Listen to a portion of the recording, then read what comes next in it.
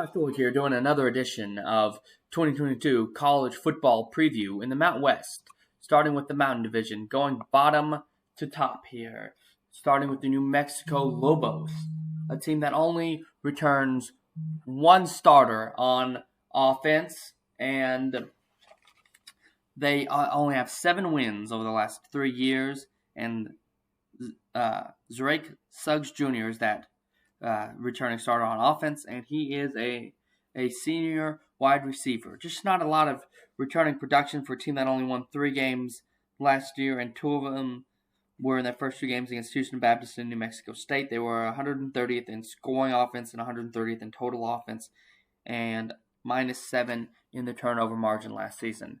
I've got them 0-12 and 0-8 in conference play. Now to Wyoming. Wyoming is a team that comes in 100th in the power rankings this season and lost their quarterback and running back, who combined for 2,295 yards last season. They're also losing Chad Mama, their defensive back that led the team in interceptions and tackles last season. Their biggest key is Titus Sween, a guy who had 132 attempts at running back last season. He'll have to make the most of his attempts this season if they are going to be successful.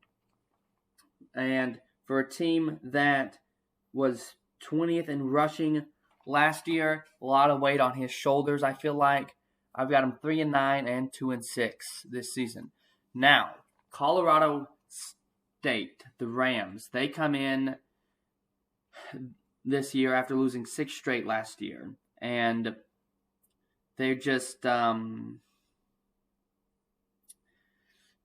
got the best linebacking core in the Mountain West with Cameron Carter and DeCane Jackson. They combined for 140 tackles last year. They'll also be implementing the air raid with Matt Mumme at offensive coordinator, as Jay Novell brought him in. Jay Novell is 33-26, starting his first year at Colorado State. So this team will look somewhat differently, but it's the first year under these systems. Not everything is going to be clicking perfectly. I've got Colorado State 6-6, 4-4 in conference play. Now, Utah State, a team that won 11 games last season and brings back 7 starters, including Logan Booner at quarterback. A team that, even though they were 22nd in offensive efficiency, they struggle from time to time, only scoring 3 points against Boise State in a loss, and only scoring 17 points to Wyoming in a loss. Their defense also struggled, as they were 77 in total defense. And that's really where the question mark lies for me. I've got this team 7-5 and 5-3 in conference play.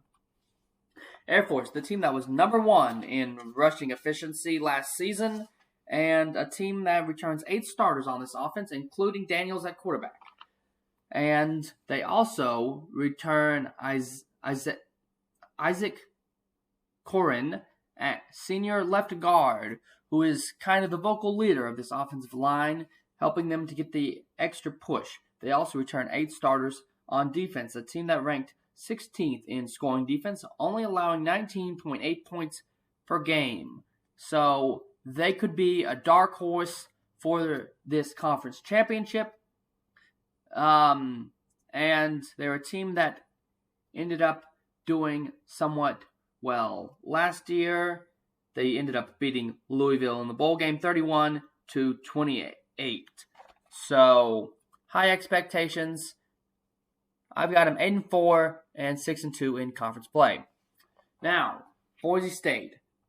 Let's start with their defense. They've got 9 starters back on defense, and they will be playing 10 seniors on defense. So, a lot of experience in a defense that was 12th in scoring defense, 30th in pass defense in the nation. A team that just lost a lot of games close. They lost to UCF close. They lost to Oklahoma State close. They ended up losing to Nevada in a close game. Ended up beating up a good BYU team. Lost to an Air Force in a close game. And lost to San Diego State in a close game. And Hank Bachmeier is back at quarterback, and they were 37th in passing offense last season, and he will be a senior and will be looking to climb up the draft boards, and he is much more in tune with Andy Alvos as it is their second season together. I've got Boise State at 10-2 and 7-1 in conference play this season. Now to the West Division, starting with the UNLV Rebels. Look, UNLV is a team that has struggled as of late, and that is with their defense. They gave up 35 points or more in at least 6 games last season, and it included a 51-point game against Nevada, a team that had a 2-win stretch at New Mexico and against Hawai'i, and they have a newcomer at quarterback in Harrison Bailey. Lots of new faces could end up happening. We will see. Just not a lot of high expectations for this team. I've got them 1-11 and 1-7 in conference play. Hawai'i. They have a native Hawaiian at quarterback coming in this season, and they're currently at 4.5 wins is their over-under at Caesar Sportsbook. They have Caleb Phillips back at tight end, and he's a 6'5" mismatch and looking to be their best player on offense. They also had their bowl game against Memphis canceled, so there's a question mark on how much momentum they've really got coming into the year. And a team that was 127th in passing defense, with a lot of teams in the Mountain West looking to air out the ball a little bit more than they did last year. I think that spells trouble for Hawai'i. I've got them at 5-7 and 3-5 in conference play. Now, to Nevada. Look, Nevada's a team that is supposed to improve from last season, but they only have 2 starters on offense and 4 starters on defense coming back. They had a big win last season against California, which propelled this team to 8 wins last season, but they were first in turnovers, which was huge, as they were plus 16. Can that continue? And they're also bringing in Shane Ellingworth, who will compete with Nate Cox at quarterback. So, some interesting battle there. I've got them 6-6 and 3-5 in conference play. Now to San Jose State. San Jose State is a team that is really coming into the year as an unknown right now. They're a team that is played in the Arizona Bowl back in 2020. They have 9 starters back on defense, and their biggest guy coming back on defense is Nehemiah Shelton, who had 2 interceptions last year, which was huge, as this team was 123rd in turnover margin last season. And they could also have a transfer quarterback this year. That is still kind of up for grabs, though. I think the biggest key is they're returning wide receiver Isaiah Hamilton, 5'11", speed guy, who's a senior. I've got this team going 7-5 and 4-4 in conference play. Now, San Diego State under Brady Hoke, trying to really get things turned around, trying to get their total offense figured out, as they were 105th in the nation, but they were 12th in total defense. So Brady Hoke really trying to get things settled. He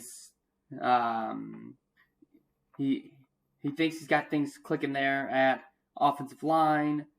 The big question for them is, can that offense get going?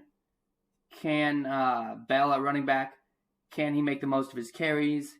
He's a senior this year, looking to get some more action, and he's looking to take that starting role.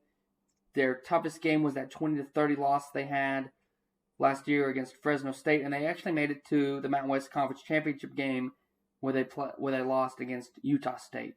So if they can fix their offense, I think they'll be a decent team. Right now, I've got them 8-4 and 6-2 in conference play. Now to Fresno State. Look, Fresno State's projected by a lot of people to be the number one team in this conference, and with 7 starters on offense and 7 starters on defense, why not? They had that 40-14 loss to Boise State last year. They were +2 in turnovers last year, and they're bringing in Raymond Scott at linebacker, who's a 4-star guy out of Los Angeles, who is supposed to be a big player this year. And then their defense last season only allowed 20.5 points per game last season, which shows that this defense could be really good. Defenses win the big games, and they've got 7 of those guys coming back, and they've got a big senior leader at defensive end in Isaiah Johnson that I think can bolster this team to a 9-3 record, 7-1 in the conference. Then for the conference championship, you'd have Boise State and Fresno State facing off. When I really analyzed this matchup, the experience of Hank Bachmeier made the difference, and I've got Boise State improving to 11-2 and Fresno State falling to 9-4. I'm Josh George. This was my conference preview for the Mountain West.